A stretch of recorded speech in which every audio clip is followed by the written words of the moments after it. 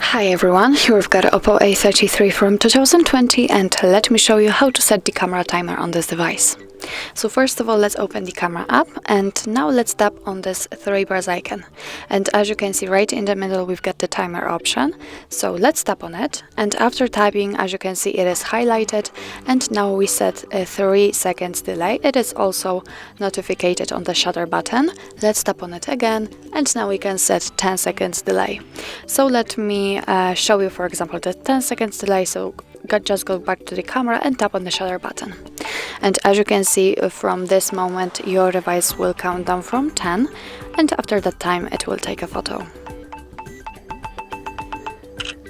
Okay, let's tap on the three bars icon again and tap on the timer. And now the timer is off, it is not highlighted, also the shutter button is empty. So let's check. And as I said, from now on your device will take photos right after touching the shutter button without any delay.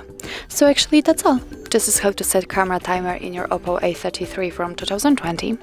Thank you so much for watching. I hope that this video was helpful, and if it was, please hit the subscribe button and leave the thumbs up.